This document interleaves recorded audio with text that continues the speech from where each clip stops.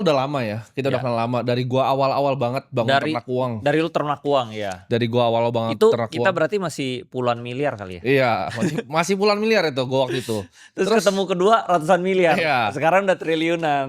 sahamnya sama waktu itu juga, Iya, Arto kan. benar Kita benar dulu benar main di benar. Arto dan dulu Mmm, gua sama Bro Andri ini kita sering tukar pikiran, bener. suka nongkrong di PIK juga ya Iya kan. iya iya, kita Makanya nongkrong di agak PIK. unik, lu dari dulu dia tuh sukanya nongkrong di PIK, padahal waktu itu rumah lu belum di PIK kan?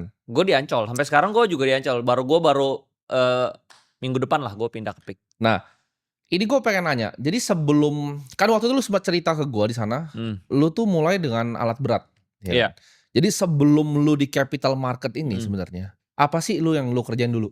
Dulu gue bisnis Bro, gue dulu kuliah di Amrik, gue balik, eee, kerja sama bokap Ya, sebentar ya, 3 bulan, terus gue ributnya benar-benar besar lah, sampai gue nggak ngomong sama dia 3 tahunan lah. Akhirnya gue keluar, gue bisnis sendiri. Terus bener-bener itu nggak dimodalin lah, karena ributnya gede banget lah, pokoknya gede banget. Itu mungkin pokoknya udah gontok-gontokan deh, udah teriak-teriakan lah. Akhirnya gue keluar, udah gue bisnis sendiri, gue bisnis alat berat. Gue pinjam duit, sebagian gue pinjam duit sama, eee, apa, ada leasing alat berat, gue pinjam di sana, DP-nya kan 20%. DP-nya itu gue partneran sama temen gue. sebelum di alat berat itu usaha yang lu waktu itu pernah kerja sama bokap tuh Mhm. usaha apa, Bro?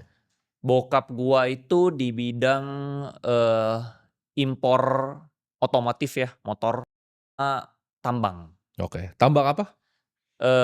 Tambang tanah liat sih lebih tepatnya, di Oke, Bangka Belitung. oke. Iya, Jadi waktu itu sempat kerja, sempat berantem, akhirnya lu mhm. bikin alat berat sendiri, usaha Iya, sendiri. karena kan gua kerja di tambang dia kan, gua kan sempet 3 bulan tuh kan gue cepet lah, gua tipenya tuh kalau belajar tuh cepet. Jadi gue lihat-lihat, oh ternyata di pertambangan ini banyak kebutuhan alat berat, ya udah gue mungkin bisa fill the gap di situ, Oke. Tapi gitu. apa yang bikin dari alat berat nih, akhirnya Mhm. lu ketemu dunia saham nih, capital market nih? Nah, gue dari alat berat, itu awal-awal jalan ya, 2 tahunan, 3 tahunan, terus udah gitu ada kebijakan pemerintah, tambang itu dipersulit waktu itu. Lu harus bangun smelter, baru bisa punya tambang. Nah, jadi alat berat gue nggak sewa Bro. Oke, Karena hilirisasi ya waktu itu ya? hilirisasi, alat berat gue nggak sewa, akhirnya gue jual kan. Gue jual, gue pindah bisnis macam-macam tuh di situ.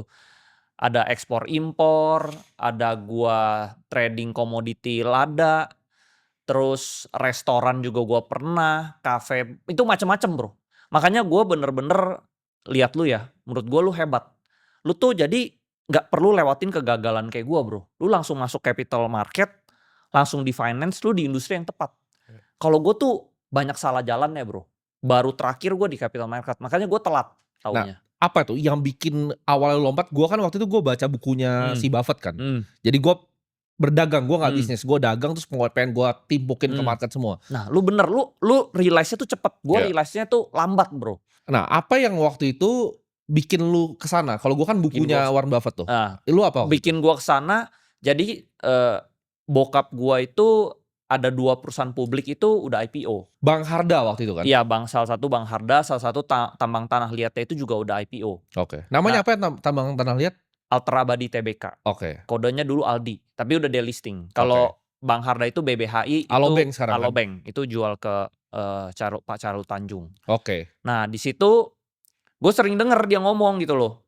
Rata-rata perusahaannya publik Bro. oke. Rata-rata yang punya bank di Indonesia itu teman dia juga. Jadi menurut gua circle dia lumayan bagus lah. Nah lalu yang punya S-Hardware juga teman dia juga. Kawan lama Akses, grup? kawan lama, teman Oke. dia juga. Nah jadi teman dia tuh rata konglo-konglo lah. Nah suatu ketika itu gua lagi datang ke kantor, gue dipanggil ke ruangan dia. "Andri sini nih, ada konglomerat Indonesia, top orang terkaya lah nomor 10 di Indonesia. Kamu denger nih dia ngomong apa." Nah disitulah gue pertama kali denger soal saham Bro. Itu konglomeratnya inisialnya bisa disebut nggak itu? Janganlah Oh, janganlah. inisialnya jangan? Pokoknya top 10 lah. Nah, Top 10 konglomerat waktu itu atau sekarang? sekarang ini dia di belasan.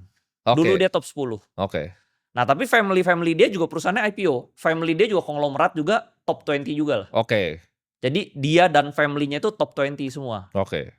Nah, dari situ gue masuk ke ruangan meeting itu, gue ngobrol-ngobrol kan, Bro. Si konglomerat ini bilang, "Lu kalau mau kaya, lu harus ngerti saham. Lu kalau nggak ngerti saham, lu nyangkul sampai bongkok lu nggak bakal kaya." Nah Oke. itu yang gue rasakan bro, gue kerja keras setengah mati, kok gak kaya-kaya gitu loh. Iya. Semua industri, mungkin bidang yang gue jalanin hampir 20 bidang kali bro, yang macem-macem ya, yang aneh-aneh ya. Hampir 20 tapi gue gak kaya-kaya. Nah terus ini orang tuh kaya banget. Nah si Konglo ini bilang, dia tepok, dia datang berdua bro, dua-duanya konglomerat lah. Nih sebelah gue, duitnya 3 tahun lalu paling baru ratusan juta gitu loh. Sekarang duitnya udah triliunan, cuman dalam 3 tahun doang. Terus gue, hah kok cepet banget? 3 tahun, kalau ratusan juta gue juga ada gitu loh. Kenapa ratusan juta gue nggak bisa jadi triliunan? Sedangkan ini orang ratusan jutanya itu jadi triliun dalam 3 tahun. Nah terus dari situ dia bilang, lu harus ngerti saham. Nah bokap gue kan perusahaannya udah publik. Tapi bokap gue kenapa nggak bisa masuk yang top 20 itu? Karena sahamnya tidur bro. Nah sedangkan yang konglomerat ini sahamnya aktif. Nah dari situ gue baru ngertinya setengah-setengah. Nah kalau sekarang gue udah ngerti 100% yang dia ngomongin. Oke, jadi lu tuh karena mungkin ada circle dari influence dari bokap lu, ketika lu Yes, belajar di sono, lu yes, denger, "Oke, saham nih harus jadi kaya." yes. Nah, awal lu belajar tapi, Mhm. kan lu kan tetap perlu belajar lagi tuh. Yes, gue Itu tetap ada belajar. role model kah, ada mentor kah? Waktu lu pertama Mmm. mulainya di saham tuh ada yang ngajarin nggak? Nah, pas gue denger itu, gue bego, Bro. Bukannya gue nyemplung saham, gue nyemplungnya ke kripto. Itu Oke, 2017. cuman kalau di hold udah kaya raya lu sekarang. Bener bener bener. Tapi sayangnya, apa ya, kalau anak muda itu kesabarannya nggak ada, Bro. Gue waktu itu 17, dia crash 18, masih crash juga. Nah, 2018 akhir gue masuk ke saham.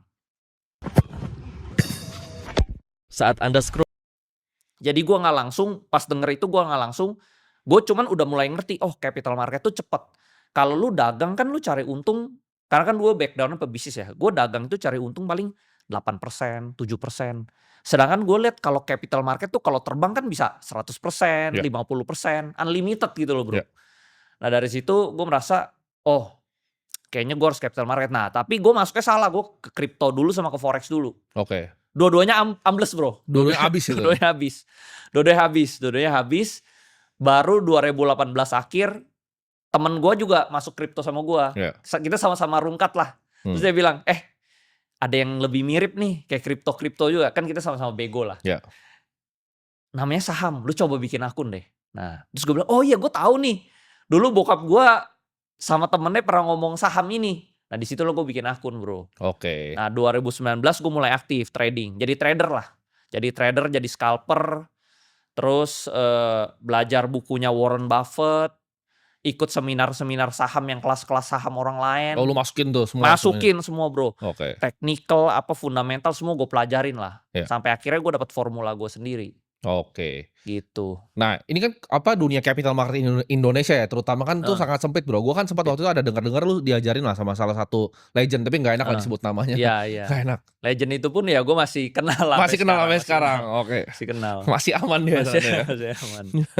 Berarti seberapa besar menurut lu pengaruhan dari lingkungan keluarga ini untuk bisa ngajarin lu? Karena kan nggak semua orang Mhm, tuh dilahirkan dari keluarga yang berada. Kayak gua nggak mhm, ada ilmunya tuh, gua nggak pernah heeh. diajarin. Bokap gua mah nggak ngerti apa-apa. Gua Nah, dikatain malah waktu itu. bokap gue juga sebenarnya IPO perusahaannya, tapi dia nggak ngerti bro. Oke. Jadi ternyata yang gue realize sekarang ini kan gue ketemu banyak owner emiten juga banyak ya bro ya. Iya. Hampir 90% owner emiten tuh nggak ngerti saham. Lu believe it or not ya. Iya. Mungkin orang bingung ya, ini kan perusahaannya IPO pasti dia lebih jago dari lu. Belum tentu. Belum tuh. Bisa jadi lu lebih jago bro. Iya. Dia itu cuman pebisnis yang kebetulan ditawarin, perusahaan lu kalau IPO bisa dapat duit pendanaan awal segini nih. Iya. Udah di IPO. Tapi dia nggak ngerti saham. Nah itu yang terjadi sama kayak bokap gua. Bokap gua juga nggak ngerti saham bro. Nah, tapi gue pengen penasaran, di luar dari saham, Heeh. apa sih yang waktu itu mungkin mindset-mindset yang bokap lu tuh ajarin dari lu kecil, kayak tentang uang nih? Karena kan pasti ajarannya beda nih, sama Nah orang yang misalnya nggak terlalu berada tuh pasti ajarannya beda. Gue penasaran apa sih ajaran-ajarannya waktu itu? kalau bokap gua ajaran yang berpengaruh di gua itu, lu selalu ngincer bisnis yang industrinya gede. Lu jangan ngincer bisnis-bisnis kecil. Karena satu hari itu 24 jam. Lu mau bisnis gede 24 jam. Lu mau bisnis kecil juga 24 jam. Capeknya sama, hasilnya beda gitu loh. Jadi dulu kan gue suka bikin restoran bro. Restoran gue beda lah sama restoran lu. Restoran gue tuh yang dulu ya kelas menengah bawah gitu loh. Tapi sama Kayak aja kecil-kecil. susahnya. Susahnya sama tapi mungkin bener. hasilnya beda kan. Iya. Hasilnya beda. Nah itu yang bokap gue maksud. Oke. Lu kalau kayak gue dulu kan bisnis restoran yang bawah ini kan ngincernya profit marginnya tipis tuh, Ya. Bro. Nah, dia bilang, "Lu ngapain capek-capek?" Kan working hours-nya panjang tuh kalau di restoran kan dari jam 3 mungkin lu udah prepare makanannya gitu ya sampai long hours tapi cuma dapat duitnya dikit. Lu mendingan cari industri yang gede, lu kerjanya sedikit dapatnya banyak. Nah, menurut gue itu finance. Itu jadi lu ada beberapa mindset seperti tadi ya, bisnis itu yang penting dikerjain yang besar sekalian, jangan Yang bisnis yang besar. kecil. Iya. Nah, ada nggak kalau tentang mungkin keuangan, tentang investasi yang lu pelajarin dulu?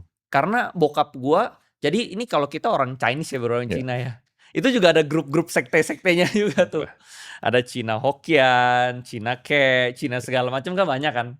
Itu bokap gua juga bilang, "Lu jangan kayak yang Cina yang kayak gini nih, ya.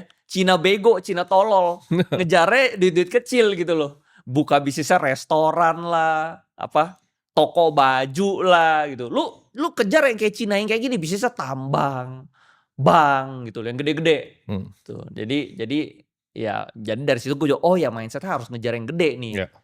Gitu loh. Nah, ini kan dalam pemilihan sebuah saham itu pasti ada framework-nya kan. Lu ada kira-kira tadi lu bilang lu ketemu style lu tuh setelah cari-cari-cari, ya diajarin beberapa legend juga kan. Jadi sebenarnya si legend itu nggak ajarin gua sih. Dia cuman ngomong, cuman waktu itu gua nangkepnya tuh kayak mungkin cuman 30%. Nah, along the way gua di capital market, gue mulai nangkep sedikit demi sedikit yang dia pahamin gitu loh. Oke. Market making itu caranya gimana, lu bikin rame itu gimana. Ya itu semua lah, gue akhirnya ngerti sendiri. Ya. Along the way di perjalanan gue. Tapi dia nggak ajarin langsung, dia cuma ngomong doang itu gue cuma ketemu satu kali itu doang. Oke. Tapi di perjalanan gue ini dari